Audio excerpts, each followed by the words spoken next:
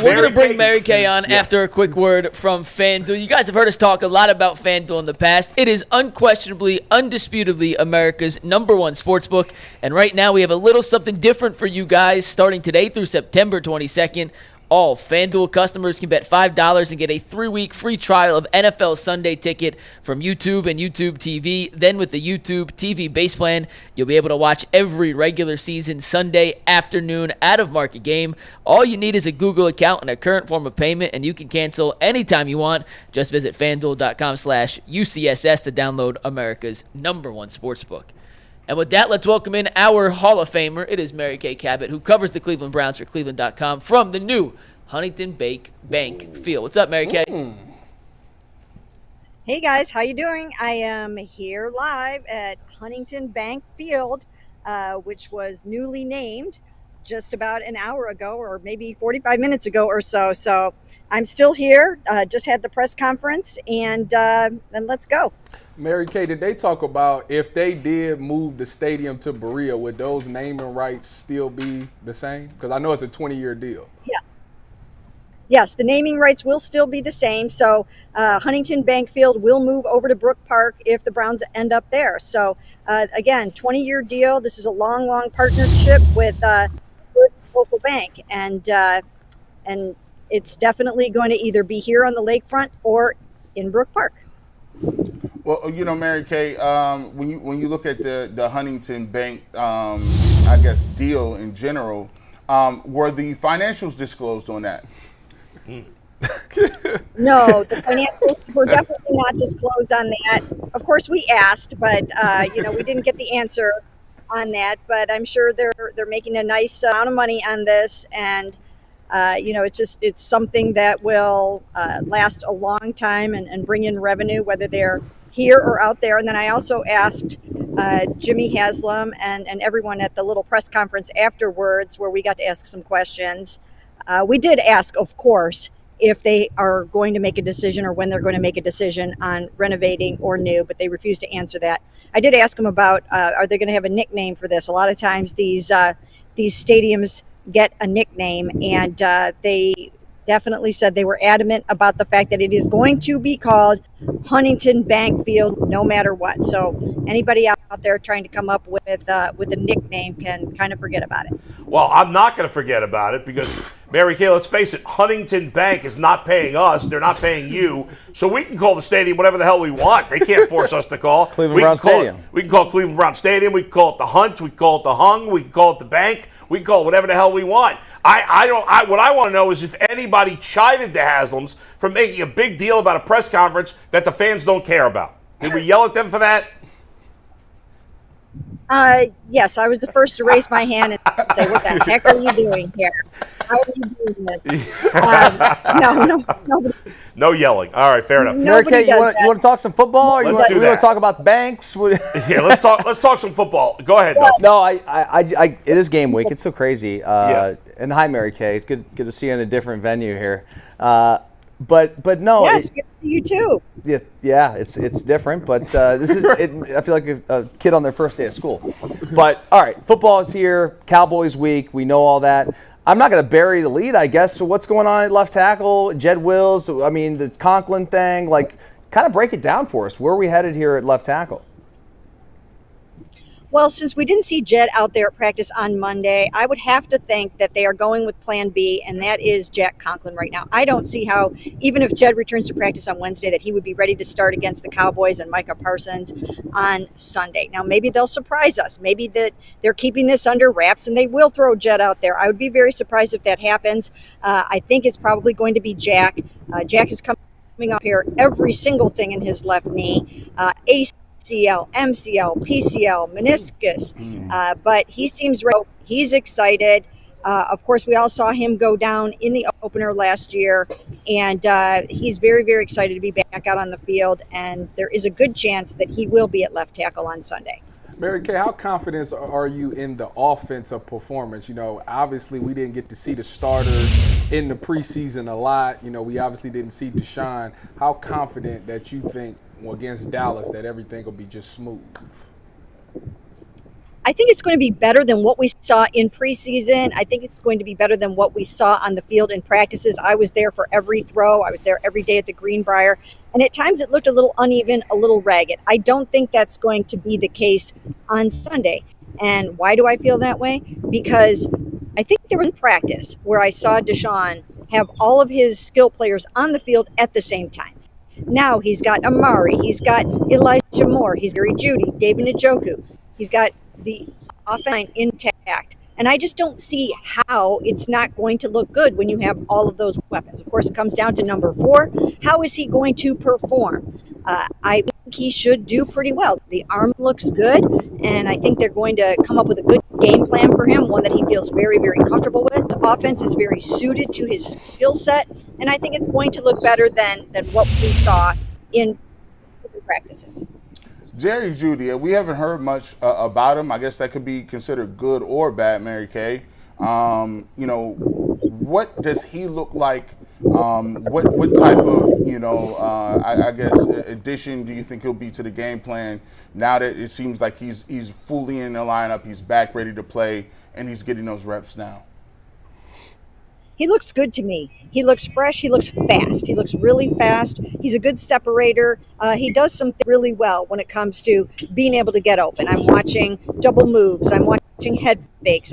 Really good route running. He's watched a lot of Amari Cooper film over his years and other guys too. And I think that he's going to really show something here. And the other thing about a player is when you show confidence in them, when you tell them you're our guy, the world of you, the best comes out in those players generally. And I think that's going to happen with Jerry Jeudy. I don't think that we saw the best of him in Denver. I think he's going to be a better player here. Mary Kay, I want to go back to the Jed Wills situation for a minute. Correct me if I'm wrong. In the whole off season, I know here we were never talking about, I never remember thinking, oh, Jed Wills might miss training camp. Oh, Jed Wills might miss the preseason. Oh, Jed Wills might miss the start of the season. It seemed like the assumption was he was going to be ready to go from the beginning, and he's not been. Was there, did I misremember? Was there bad communication? Did he have a setback? Do we know anything as to why he seems so far behind what we expected him to be? There's mystery to it. There definitely is some mystery to this because he had his MCL surgery the same time that DeJuan Jones did in December. And DeJuan Jones got back on the field and started practicing OTAs, which is what the Browns really, I think, expected Jed to be able to do too. And for one reason or another, it hasn't happened. I've asked if he's due to have maybe a second procedure on this to redo it. Does it need something like that? I've been told no. Been told he hasn't had any setbacks. But for one reason or another, Jed just hasn't been able to get out there, at least in front of us, and start practicing yet.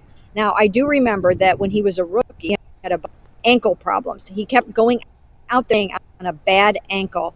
I think maybe it's to the point where he does not want to play or practice really ready this time, that he's going to do it maybe on his own terms. I don't know this for sure because we haven't talked to him, but I just know that he kept coming back from a bad ankle, and maybe this time he wants to get the knee right before he goes out there.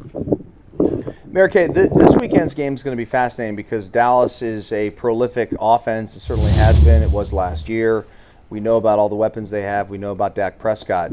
I guess the question would be, if the Browns happen to get into a shootout where the Cowboys are going up and down the field putting up big numbers, is it possible that the Browns offense can compete? Can they win a shootout?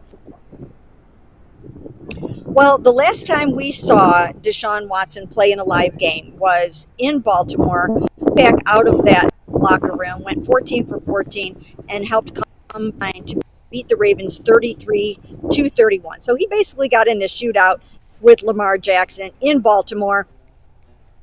I think they can win in a shootout. I do. I really do. Again, a lot of it, all of it, or not all of it, but a lot of it is going to come down to how Deshaun Watson operates the new offense. Again, it's a new scheme that you're going to be looking at, and there will be some growing pains in this scheme. They have to figure some things out with those choice routes because those are decisions that the receiver makes based on what the defender is doing to him, and they have to be communicating. They have to both know exactly what the decision is going to be when X, Y, or Z happens. So that might take a little time for it to look like a well-oiled machine, but I think Deshaun Watson can go out there and play the kind of ball that the Browns need him to play to keep pace with the Cowboys. Mary Kay, I want to ask you about a Buckeye, Mike Hall Jr. I know he's starting the season off on the commissioner exempt list. Do you know how long, that's supposed to be? Is there any word or how long that will be? And will we get a chance to actually see him this season?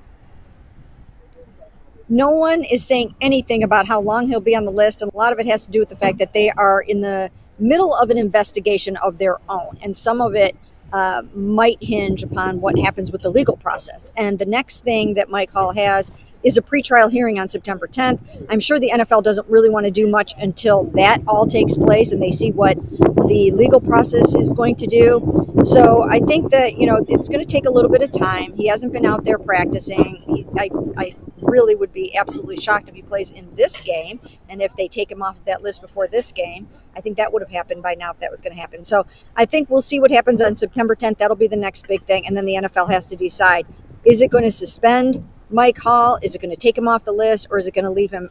Are they going to leave him on there longer? Mary Kay, let's wrap it up with your prediction for the game this Sunday. Who you got? I'm going to go ahead and pick the Cleveland Browns. And I think part of that is because they have been dynamite here at home, now Huntington Bank Field. They've just been amazing here. The defense has been lights out here. And I think that that they're going to come after Dak. The defense looks really, really good. They've got to get CeeDee Lamb covered, but those guys are they're ready for this matchup. You've got Denzel Ward back from his concussion. You've got Greg Newsome back from his hamstring. You've got Martin Emerson Jr. really looking like he's poised to have a great season. So because they're at home, I'm going to go with the Browns here. If they were on the road, might be another story, but they have just been almost unbeatable here. Thanks, Mary Kay. We appreciate it. Appreciate it. Sure. Thank you, guys. All right, Mary Kay Cabot, Cleveland.com. Good talking with her. The Jed thing remains a mystery, guys. There is something there to it. I don't know what it is, but the interesting one is you know what? When she was saying that, it was times that he had an ankle injury and now all of a sudden I remember that. He might not want to go out there until he's 100%. Well, you also got to remember, this is a contract here. So right. Facts. If I put bad tape out there, that's taking money out of my pockets. So I ain't going out there until I'm 100% healthy, which, by the way, that happens. I know a story of a guy who did that. It actually got paid. I couldn't believe it. But, yes, that takes place in the NFL. When you're dealing with big dudes, sometimes it's different. Like, I done had an ACL in my left knee and right knee. My left knee is great. I'm like, oh, it's cool. My right knee, nah. My right knee is a child. It's a petulant child. It cries, it whines. I don't want to get up out of the bed. My knees hurt. Yeah, sometimes when you're a bigger dude and you got that weight on you, you got swelling. The first thing, if you got any sort of swelling in there, it's going to set you back. And of course, they're not going to tell you. Then they got to drain your knee. And then you're in this perpetual cycle where it's like, okay, I'm playing, but then I got to sit out 2 practices. But you can't sit out 2 practices because you need the reps, right? And then you getting bigger. So it's tough. That's why I'm happy that at least 2 of the tackles, because all of them had surgery, Jawan Jones, Jed Wills, and Conklin. Yeah. I'm just happy 2 out of the 3 can line up. Dustin, last thing before we move on and talk about the Guardians. Denzel Ward, we talked about this last week, but obviously you weren't here. I'm sure you talked about it on the radio show. Yeah. He's now had 5 known concussions. As someone who's had plenty of concussions yourself, how concerned are you for Denzel Ward and his future? Very, very concerned. I'm happy that they're protecting him and that the league has changed their stance on concussions. They finally acknowledge how dangerous they can be, certainly when you get to be like our age, when you're retired. Yeah. I'm concerned, really concerned about it, because if he gets another one, he's probably done. Remember we were on the air, this is 8 years ago. What was his name? Jordan Cameron. Mm-hmm. Remember? Right. The tight end? We thought he was going to be the truth. Who had truth. all the potential in the world and just a lot of hits to the head. And so it forced him to sort of retire early. And I really hope that's not the case with Denzel. But he's had so many already that have been costly in terms of his career to this point. They've kept him on the sidelines. I hopefully he gets the new helmet that they're trying out Yeah. now. Yeah. They started changing the helmets back when I was like a junior, sophomore in college, and guys didn't want to wear them because of they looked funny or whatever. Yeah. Remember the bubbleheads? Exactly. Yeah, bubbleheads. Used to Terrible. called the Peyton Mannings. Them was Yeah. horrible. So I really do hope that for his sake he can stay healthy, be on the field, but also, if it does get to that point, like get the hell out, man. Like it's not worth it. Can you change the way you play? Like, I think certainly the coaching staff can put him in a position to not have as much contact, like keep him away from the boundary, man. Like keep him in a position on the field where you're trying to avoid contact against the run. I think the run game is where if you get him involved in blitzes and things like that, let's treat him like a delicate piece of fine china out there. You know what I mean? Yeah, he's got to be real careful. All right, Mike, let's switch it up, talk some Guardians.